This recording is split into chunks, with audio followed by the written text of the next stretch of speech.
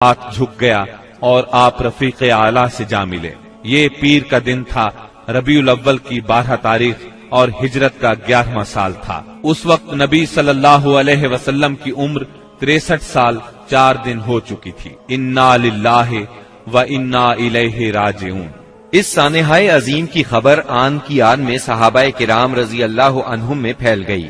دنیا ان پر تاریک ہو گئی۔ قریب تھا کہ وہ اپنے حواس کھو بیٹھتے، کیونکہ کوئی دن اس سے تابناک اور روشن نہیں تھا جس دن آپ مدینہ منورہ تشریف لائے تھے، اور کوئی دن اس دن سے زیادہ تاریک نہیں تھا جس دن آپ نے وفات پائی۔ صحابہ کرام رو رو کر اس طرح آہیں بھر رہے تھے جیسے حاجیوں کا شور برپا ہو۔ دوسری طرف سیدنا عمر رضی اللہ عنہ کی رنج اور غم سے یہ حالت تھی کہ مسجد کے صحن میں کھڑے فرما رہے تھے، رسول اللہ صلی اللہ علیہ وسلم اس وقت تک وفات نہیں پا سکتے جب تک کہ اللہ تعالی منافقین کو فنا نہ کر دے۔ آپ ان لوگوں کو قتل کرنے کی دھمکیاں دے رہے تھے جو یہ کہیں کہ آپ وفات پا گئے ہیں۔ ابو بکر صدیق رضی اللہ عنہ اس وقت وہاں موجود نہیں تھے۔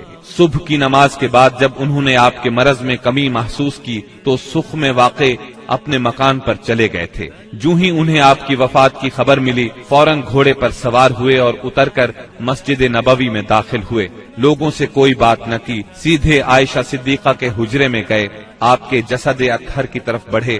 آپ کا جسد بھاری دار یمنی چادر سے ڈھکا ہوا تھا۔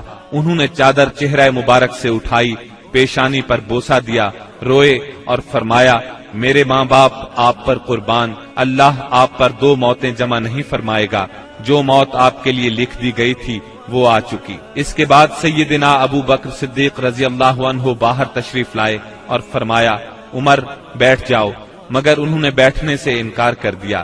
چنانچہ انہیں ان کے حال پر چھوڑ کر ابو بکر صدیق رضی اللہ عنہ منبر کے پاس تشریف لائے اور اس کے بازو میں کھڑے ہو گئے۔ صحابہ کرام بھی سیدنا عمر رضی اللہ عنہ کے پاس سے ہٹ کر ان کے پاس جمع ہو گئے۔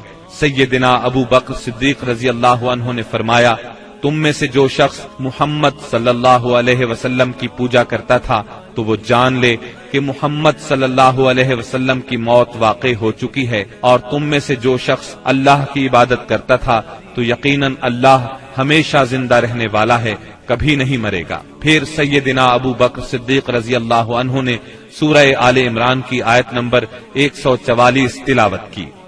محمد نہیں ہیں مگر رسول ہی، ان سے پہلے بھی بہت سے رسول گزر چکے ہیں، تو کیا اگر ان کی موت واقع ہو جائے یا وہ قتل کر دیے جائیں تو تم لوگ اپنی ایڑیوں کے بل پلٹ جاؤ گے؟ اور جو شخص اپنی ایڑیوں کے بل پلٹ جائے تو وہ اللہ کو کچھ نقصان نہیں پہنچا سکتا۔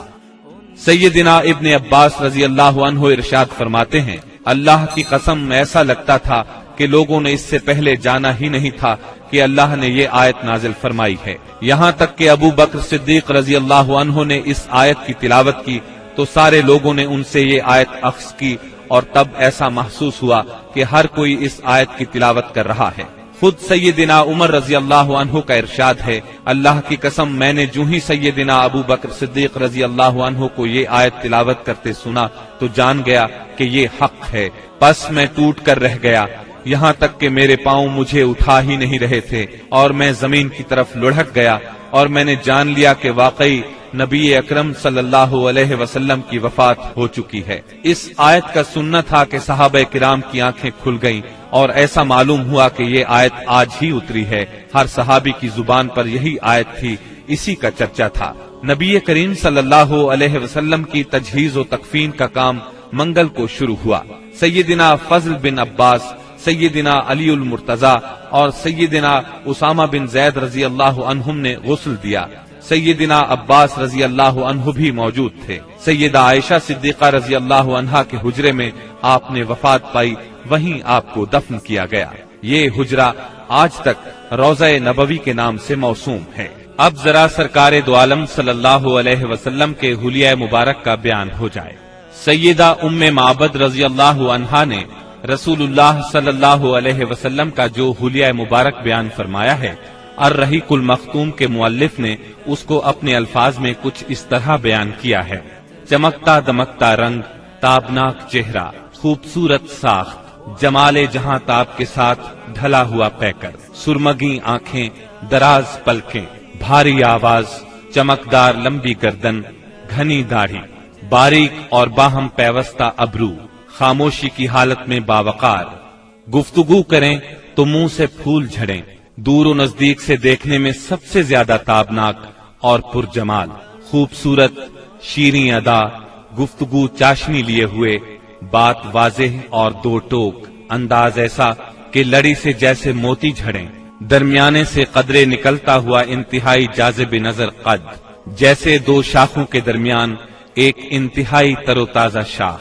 आपके रुफका आपके गिर्द हल्का बनाए हुए, कुछ फरमाएं तो तवज्जो से सुनते हैं, कोई हुक्म दें तो लपक कर बजा लाएं, रंग मुबारक न बहुत सफेद न गंदुम गूं, आजा मुतनासिब, सीना कुशादा, कंधों के दरमियान आम तनासुब से कदरे ज्यादा फासला, सर बड़ा लेकिन मुतनासिब, कुशादा पेशानी जिससे शराफत टपके, बाल मुबारक सियाह और घने, कदरे घुंघराले जो कानों की लौ तक आते थे, भवें मेहराबी यानी आपस में मिली हुई, रुखे अनवर सुबुक, दराजी की तरफ माइल, इस कदर रोशन और चमकदार के दिल में उतर जाए, बड़ी बड़ी सियाह आंखें, लंबी पलकें, खूबसूरत उभरी हुई सुतवा नाक, दांत कुशादा, चमकदार, मोतियों की मानंद, जिल्द साफ, नर्म और रेशम से ज्यादा मुलायम, चेहराए अनवर पर गौर व फिक्र के आसार नुमाया,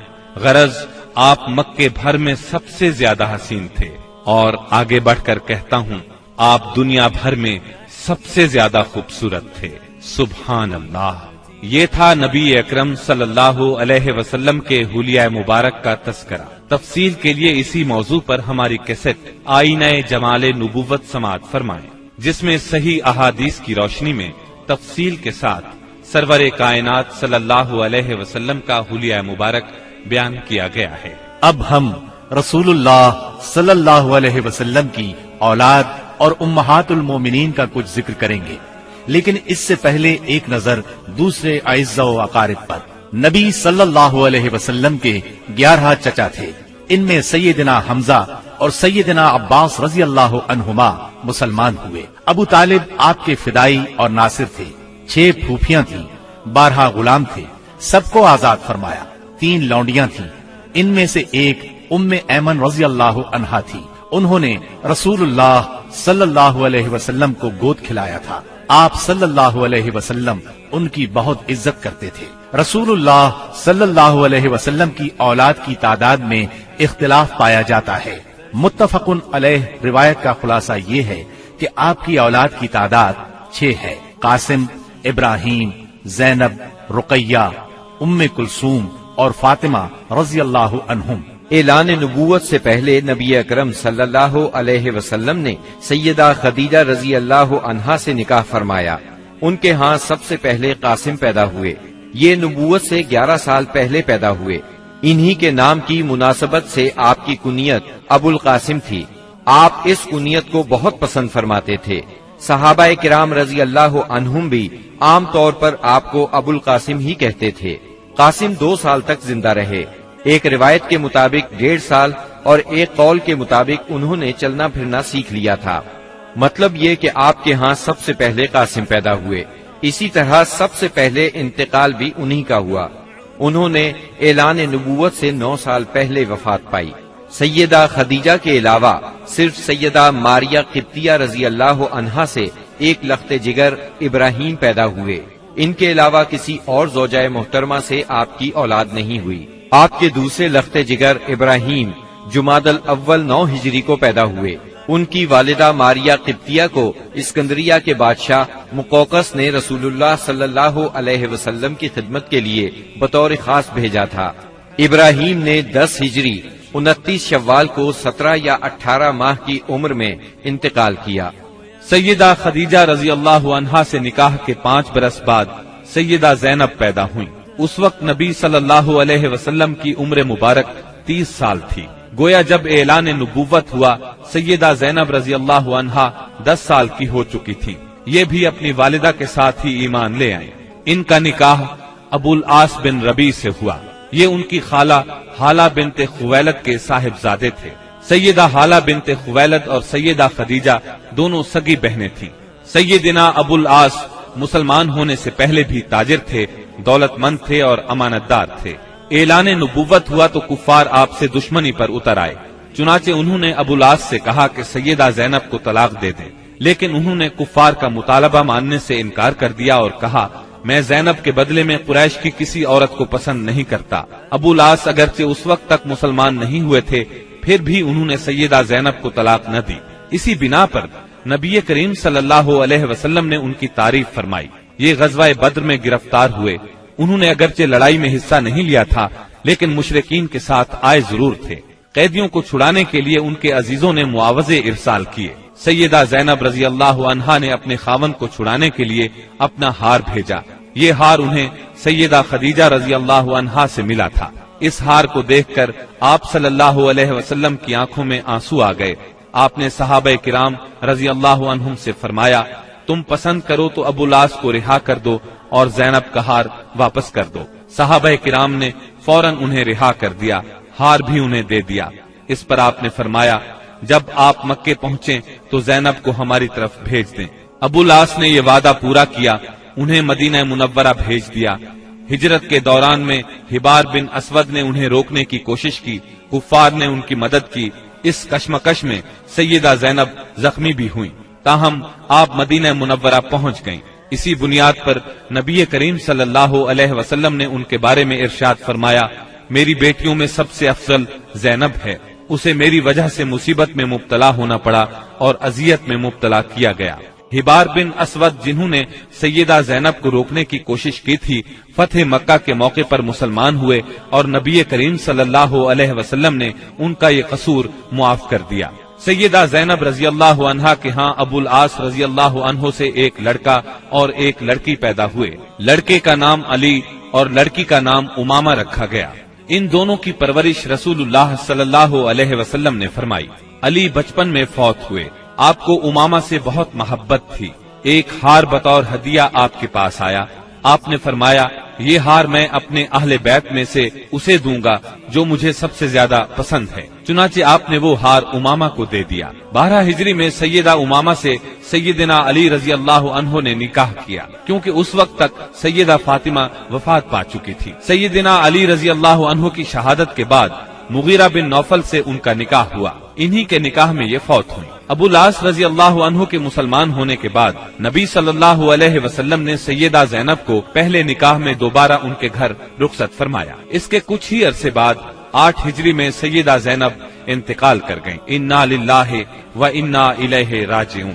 سیدہ زینب کے بعد سیدہ خدیجہ رضی اللہ عنہا کے ہاں سیدہ رقیہ پیدا ہوئیں۔ یہ ان سے 3 سال بعد پیدا ہوئیں۔ ان کی پیدائش کے وقت نبی اکرم صلی اللہ علیہ وسلم کی عمر 33 سال تھی، گویا اعلان نبوت کے وقت ان کی عمر 7 سال تھی۔ یہ بھی اپنی والدہ کے ساتھ ہی ایمان لے آئیں۔ اسلام سے پہلے رسول اللہ صلی اللہ علیہ وسلم نے ان کا نکاح اپنے چچا ابو لہب کے بیٹے عتبہ سے کر دیا تھا، رخصتی نہیں ہوئی تھی۔ آپ نے نبوت کا اعلان فرمایا تو ابو لہب دشمنی میں سب سے آگے بڑھ گیا۔ اس نے بیٹے کو حکم دیا محمد کی بیٹی کو طلاق دے دو، طلاق نہیں دو گے تو تم سے بات نہیں کروں گا۔ باپ کے کہنے پر اس نے سیدہ رقیہ رضی اللہ عنہا کو طلاق دے دی، یعنی یہ طلاق صرف اسلام دشمنی کی بنیاد پر دی گئی تھی۔ اس کے بعد آپ نے سیدہ رقیہ رضی اللہ عنہا کا نکاح سیدنا عثمان رضی اللہ عنہ سے کر دیا۔ سیدہ رقیہ نے سیدنا عثمان بن عفان رضی اللہ عنہ کے ساتھ حبشہ کی ہجرت بھی کی، اور یہ اسلام میں سب سے پہلی ہجرت تھی۔ حبشہ میں ان کے ہاں ایک بیٹا پیدا ہوا، اس کا نام عبداللہ رکھا گیا۔ اپنے والدین کے ساتھ ہجرت کر کے یہ نواسہ رسول مدینہ منورہ پہنچے اور 6 سال کی عمر میں وفات پا گئے۔ 2 ہجری میں غزوہ بدر پیش آیا تو سیدہ رقیہ بیمار تھی۔ سیدنا عثمان رضی اللہ عنہ ان کی تیمارداری کی خاطر غزوہ بدر میں شرکت نہ کر سکے، تاہم نبی کریم صلی اللہ علیہ وسلم نے انہیں مال غنیمت میں سے حصہ عطا فرمایا۔ غزوہ بدر کے دوران میں ہی سیدہ رقیہ انتقال کر گئی، یعنی جب آپ بدر کے میدان سے واپس تشریف لائے تو یہ دنیا سے رخصت ہو چکی تھی۔ آپ ان کے جنازے میں بھی شریک نہ ہو سکے، البتہ قبر پر تشریف لے گئے۔ سیدہ رقیہ نے قریباً 21 سال کی عمر میں وفات پائی۔ انا للہ و انا الیہ راجعون۔